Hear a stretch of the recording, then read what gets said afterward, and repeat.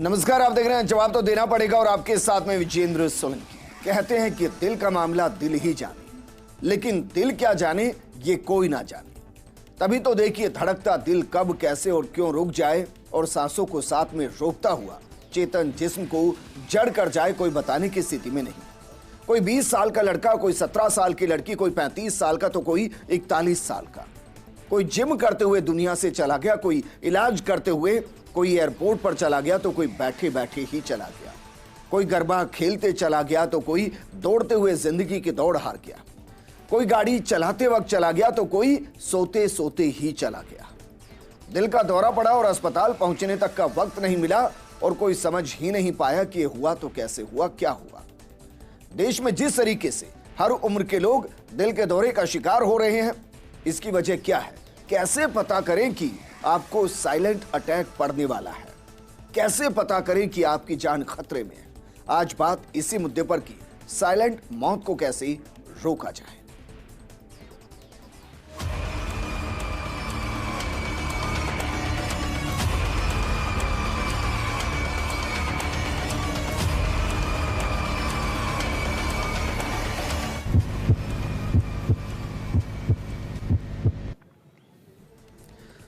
सबसे पहले आपको एक आंकड़ा बताते हैं। दिल का दौरा पड़ने से मरने वालों की संख्या बताते हैं। सरकारी आंकड़ों के मुताबिक 2022 में दिल का दौरा पड़ने से 32,457 लोगों की मौत हुई, जबकि 2021 में दिल का दौरा आने से 28,413 लोगों की जान चली गई। एक रिपोर्ट के मुताबिक अकेले 2022 में अचानक से मौत होने से हार्ट अटैक काफी गंभीर बना है। यानी कि 2022 में जो मौतों का आंकड़ा है, उसमें अचानक से दिल का दौरा पड़ना एक बड़ी समस्या, गंभीर समस्या। 2020 के मुकाबले 2021 में देखें तो आंकड़ा थोड़ा कम होता नजर आता है, लेकिन 2022 में यह आंकड़ा बहुत तेजी से बढ़ा। 23 के आंकड़े अभी उपलब्ध नहीं है, लेकिन जिस तरीके से यह आंकड़ा बढ़ता हुआ नजर आया, यह डरा रहा है कि हमारे बीच का कब, कौन, कैसे, कहां अचानक से दुनिया से चला जाए और हम उसको बचाने की स्थिति में ना आए, क्योंकि आज कुछ ऐसा ही घटता हुआ नजर आया। नागौर में जिस तरीके से गाड़ी चलाते हुए ड्राइवर को साइलेंट अटैक आया, उसके बाद गाड़ी असंतुलित हुई और कई लोगों को उसने टक्कर मारी। कईयों की हालत गंभीर बनी हुई है। ऐसे में जाना बेहद जरूरी कि साइलेंट अटैक क्यों आता है, कैसे आता है, कब आता है और इसको कैसे रोका जाए। इस पर बात करने के लिए हमारे साथ मौजूद हैं रिटायर्ड पुलिस अधिकारी योगेंद्र जोशी जी।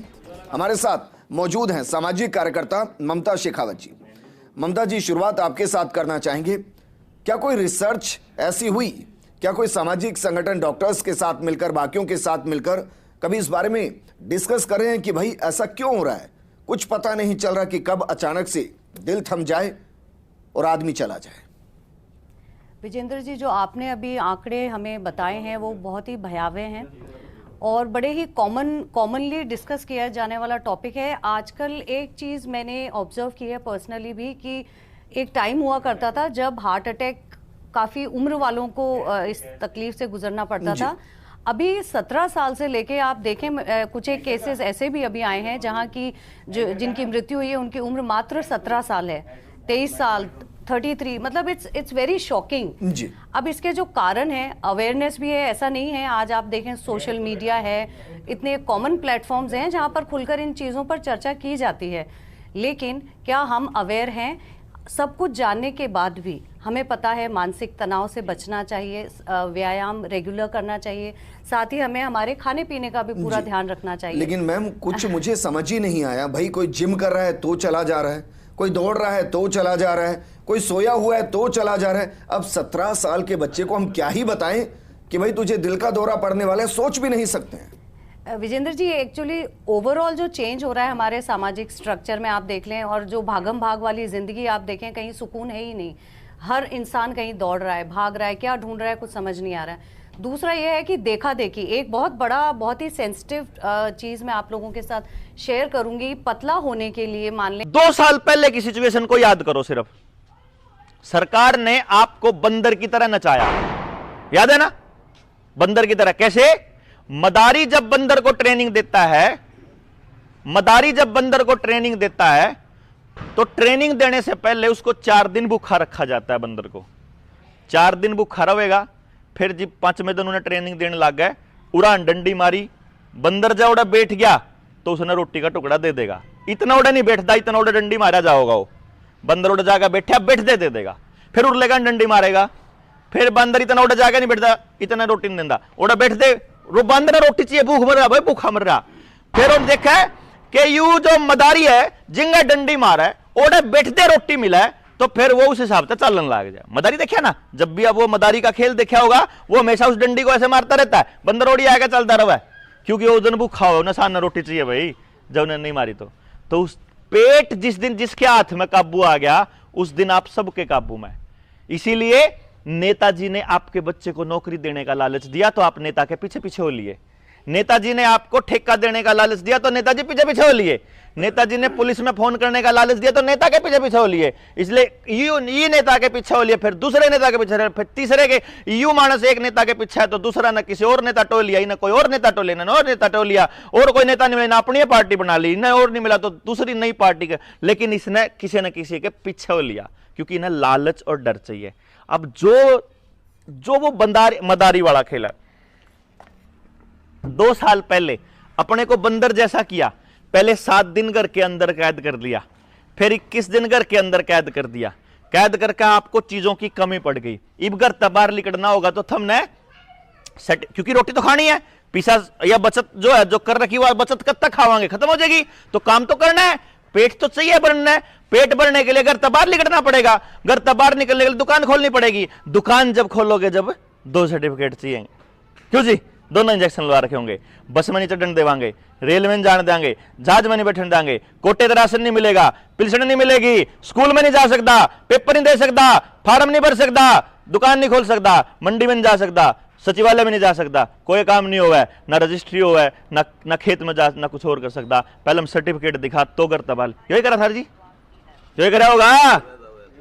अब अगली बार जब काबू करना होगा तो आधार बंद कर दो, पानी भी बंद, नए मीटर के कनेक्शन लग रहे हैं, बिजली भी बंद, एकले की बंद हो गई तो इब बिजली वाला नगर आने की जरूरत तो नहीं, क्यों भाई कड़ा हो बिजली वाला बैठा, इब घर आने की जरूरत तो नहीं, तक बटन दाब्या टक डिजिटल मीटर आने लग रहे हैं नए चिप वाले, कि जोन सा एक आदमी बांगा बहुत चल लेगा उसकी बिजली कटेगी, घर आके तार कटने, घर आएंगे गांव में बढ़ेगा तो लठ मारेंगे, तो घर आंधे नहीं भाई जाओ, ठीक। पानी को भी, पानी के कनेक्शन को भी आधार गेल जोड़न लग रहे, जो नया कनेक्शन लाने लग रहे, वो भी पानी उसका बंद होगा।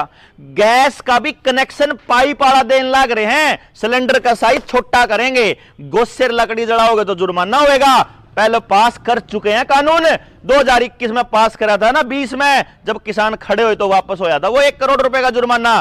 पराली कौन लिख रहा था उसमें गोस्से भी लिख रहा था, लकड़ी भी लिख रहे थे, जंगल से अगर लकड़ी जलाओगे तो 1 करोड़ जुर्माना रख रखा था।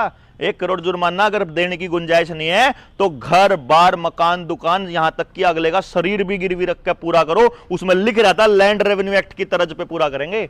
मैं ये बता रहा हूं बुजुर्गों, अगली बार जब आपके पेट पे इन लोगों को लात मारनी होगी या आपके पेट को काबू करना होगा तो सिर्फ इतना करना कि आधार कार्ड बंद है, बस, समझ गए जी।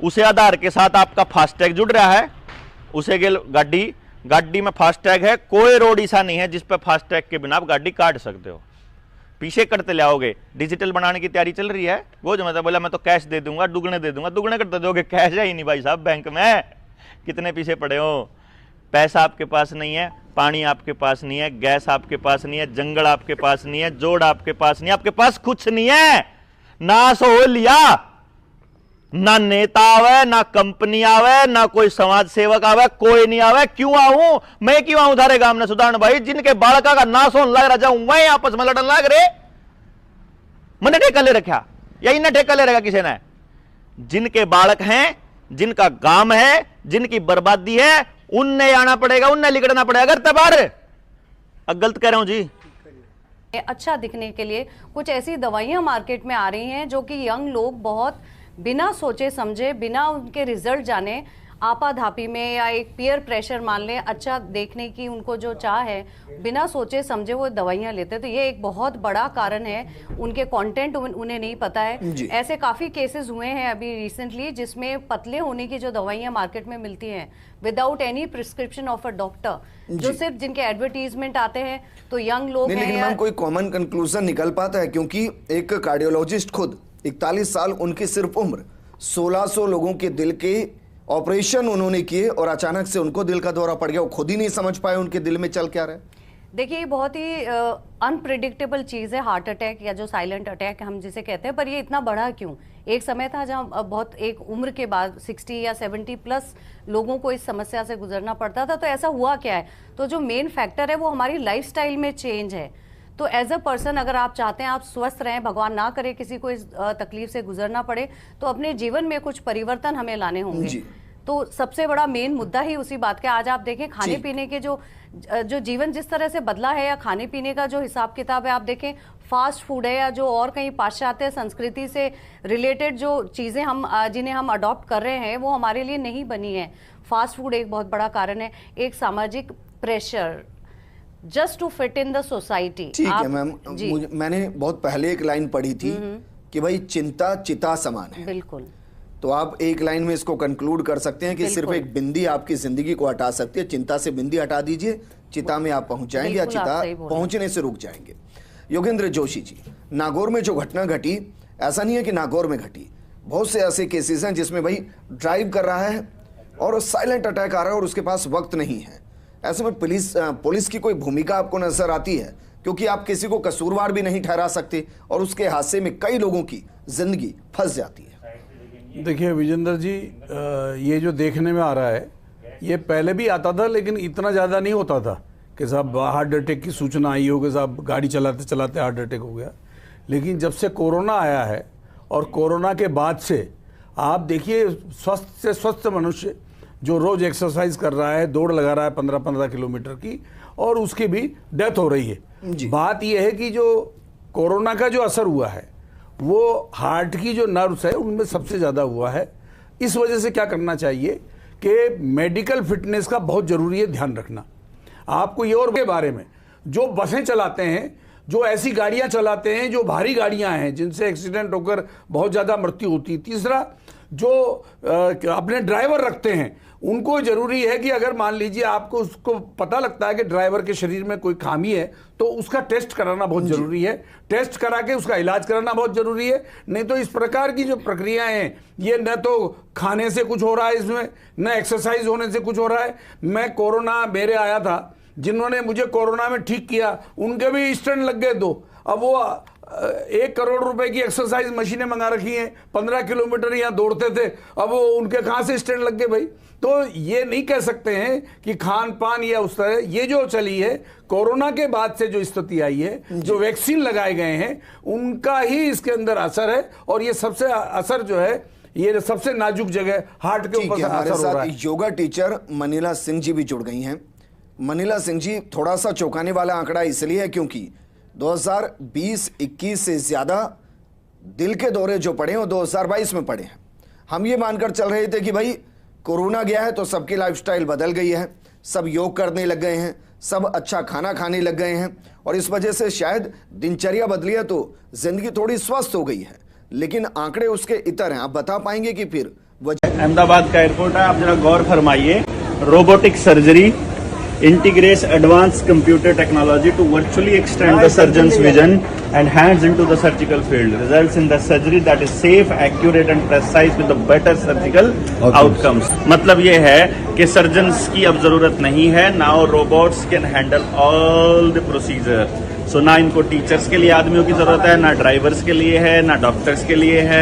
तो आदमी की जरूरत किस लिए है? केवल गुलाम बनाने के लिए। बाकी के ने तो 2 डोज ले रखी है, उनका तो इलाज हो ही जाएगा बढ़िया तरीके से। अभी 2025 में वो लोग कह ही रहे हैं कि नया वायरस आने वाला है, क्योंकि जो पिछले वाला केमिकल बॉडी में डला था उसकी वजह से जो लोग मरने वाले हैं और जो बीमार होने वाले हैं, उसके जो साइड इफेक्ट आने वाले हैं, उसको वो लोग नया वायरस बोलने वाले हैं। And this is the game plan जिसमें सारी सरकारें शामिल है। कोई भाजपा नहीं, कोई बीजेपी नहीं, कोई राहुल नहीं, कोई अरविंद नहीं, कोई आम आदमी पार्टी नहीं, कोई ममता नहीं, कोई कुछ नहीं, सब एक ही थाली के चट्टे बट्टे। ये अनाउंसमेंट किसी गली कुचे का नहीं, ये लाल किले का है। लाल किले की प्राचीर से प्रधानमंत्री बोल चुका है कि the world is going to enter into new world order, जिसमें भारत कैन लीड इट, यानी कि देश का प्रधानमंत्री ही बिक चुका है। तो लाल किले से ये कहा गया था कि आने वाले समय में एक नई बीमारी आने वाली है, उसके लिए तैयार रही है, और उस बीमारी सरेआम अनाउंसमेंट किया जा रहा है आपकी बर्बादी का, और आपको मालूम भी नहीं है। और यहाँ पे आपने इतनी सब अडानी अडानी अडानी अडानी, मतलब हमारे पैसे से बनेगा, लेकिन अडानी जी कमाएंगे।